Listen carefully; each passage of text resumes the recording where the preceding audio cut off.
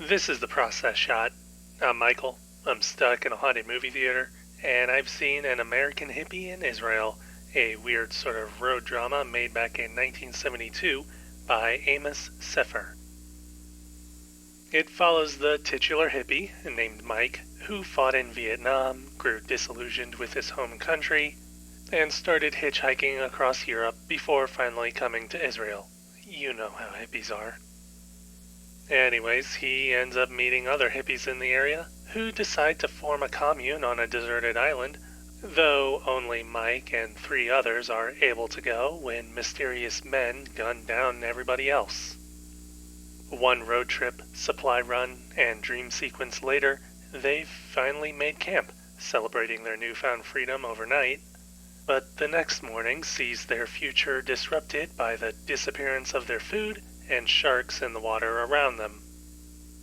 Soon enough, the idealism and freedom they initially felt give way to basic survival, language barriers, and a regression into tribal instincts.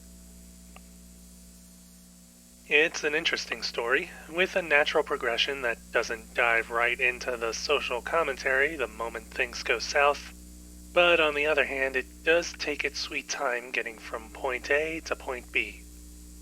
The movie takes about an hour to get to the island, and even then, half of that hour is the road trip, making for a somewhat rushed introduction and a slow middle. Once it settles into the final act, the pacing becomes a bit more comfortable, and the greater themes and satire are allowed to play out. They aren't entirely fleshed, but they do give the film a bit of depth that you might not expect coming into it. Alongside this is the rather high amount of symbolism in a few scenes, which makes a bit less sense when it presents an image or idea which never gets brought up again.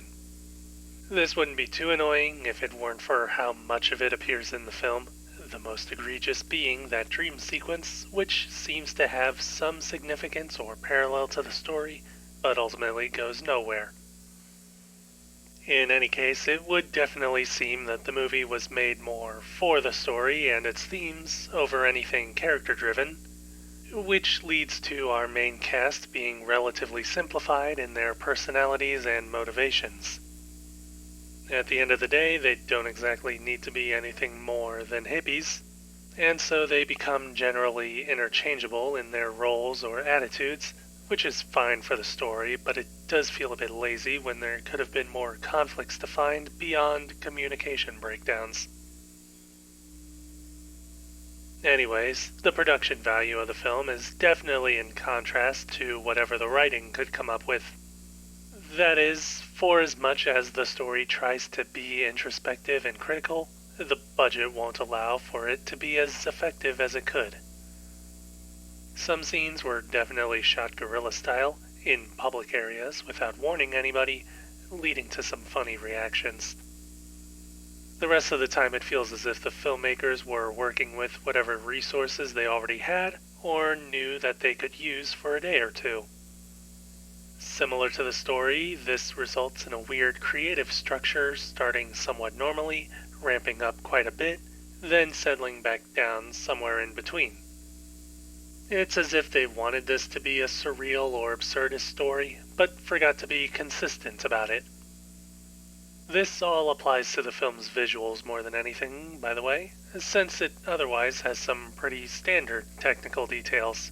From cinematography that frames scenes well but lacks much of a real variety, to editing which makes a few interesting choices now and then, but otherwise sticks to what it knows is safe. All this said, it's more about what the movie does within its limitations that gives it a sort of appeal, even if it doesn't appear on the surface to be anything of notice. I suppose that's something that could be said about hippies in general, but I don't think they had that in mind when making the movie.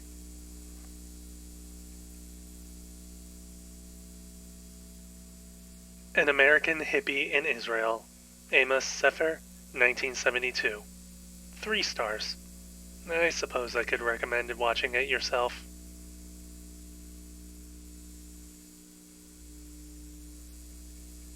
That's it for this review. If you liked it, leave a like. If you didn't, leave a comment, subscribe to the channel for more reviews. Surprisingly, I have yet to regress into simplistic behaviors and mannerisms while I've been here. I suppose it helps that the bathrooms have never broken down. Then again, I probably just jinxed it. Whoops.